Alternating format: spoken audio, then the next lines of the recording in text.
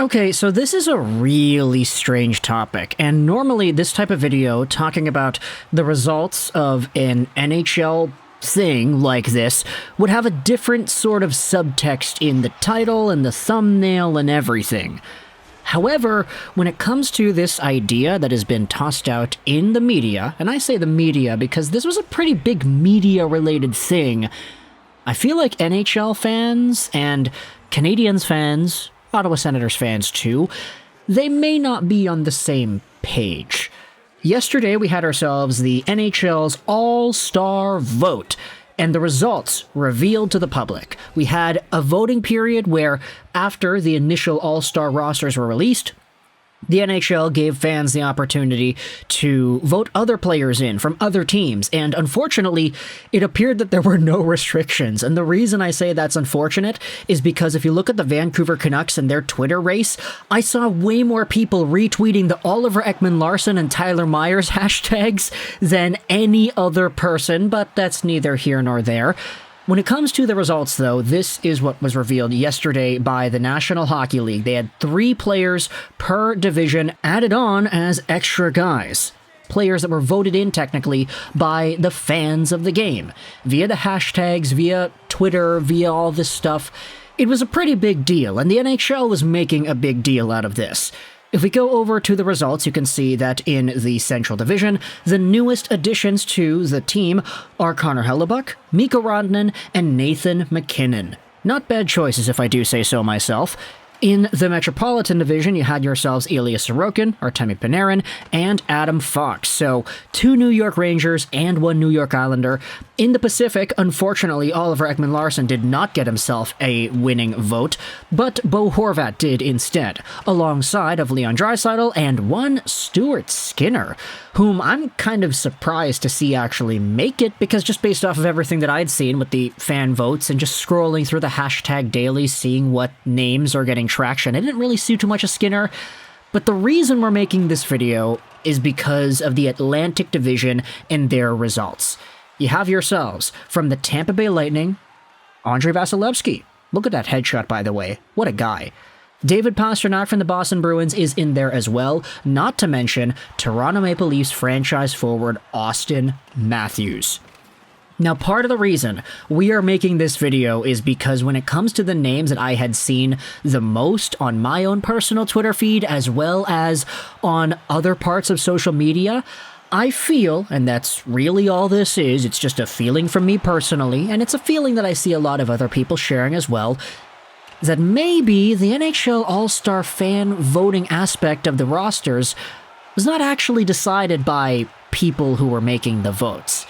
And the reason I say that is because the way the NHL marketed this thing was they kind of made it seem like, okay, the more votes you give to a guy, the better chance he has to making the team, and we're going to choose based off of the number of votes. That's kind of the implication that was thrown out there when they had this all-star roster voting thing. And when it came to the actual number of votes that I had seen, the 2 guys that absolutely, no doubt about it, just unquestionably carried all of the hashtags, most of the hashtags that I had seen, were not even guys that made the team at the end of the day.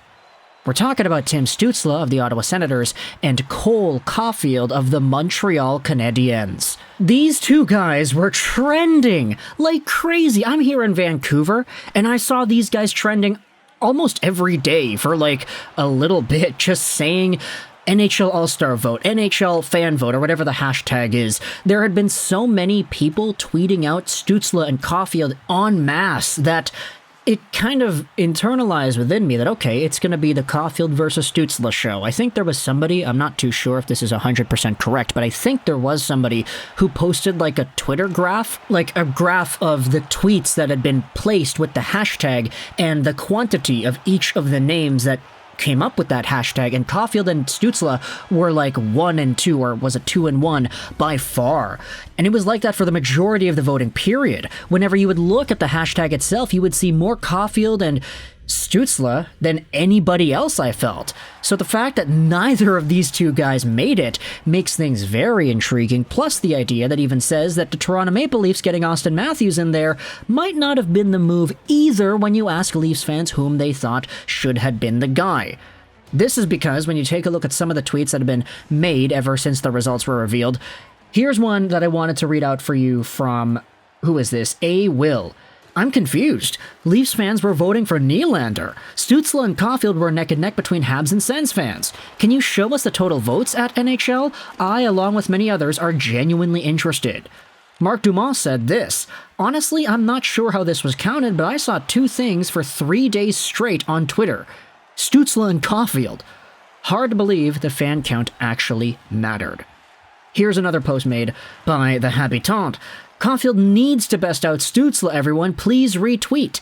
And you could see, linked on this same tweet, it's from 6 days ago, an image of Cole Caufield trending in Canada because there were 50,000 tweets. Stutzle was also trending in Canada. 50 gosh darn thousand tweets.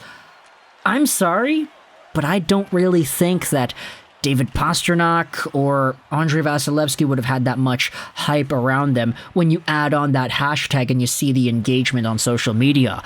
Caufield and Stutzle were dominating, and I can't really put it into words just how much I saw these guys on my timeline. So just seeing the results play out the way that they have, it doesn't really feel correct. And so now I'm thinking to myself, okay, does the All-Star NHL voting thing even really matter? Was this really just a publicity stunt for the NHL to get engagement up and get people aware that there was a thing going on in the first place? We know the NHL kind of has a problem with their marketing. Like, every year they have themselves a Winter Classic or a Stadium Series, and you don't even know that it's going on because they promote it so poorly.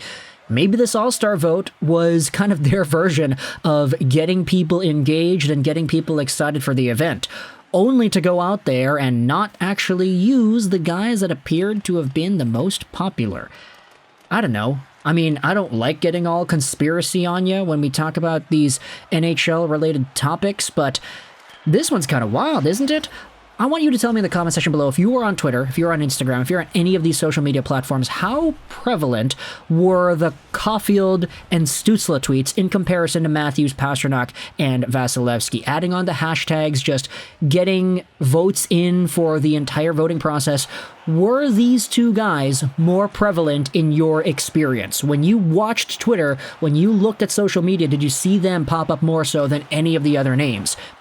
Because for me personally, like, seeing them trend nationally in Canada with 50,000 tweets each pretty much for, like, consecutive days, it blows my mind that not one of Caufield or Stutzle made it to the actual roster. So I want you to let me know in the comments all your thoughts about this. Do you think the NHL kind of had some ulterior motive? Do you think this really was the results? Oh, Lego, you just weren't here on this other platform where Austin Matthews' discourse was reigning true and overtaking everybody else. It was the correct pick because he was the most popular guy and he had the most hashtags. That's it.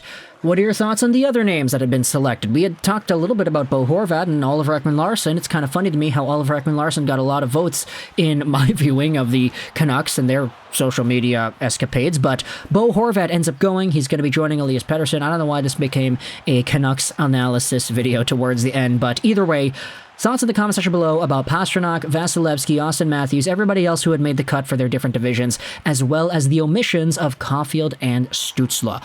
Let me know your thoughts in the comment section below. I hope you enjoyed this Juraj 99, and bye.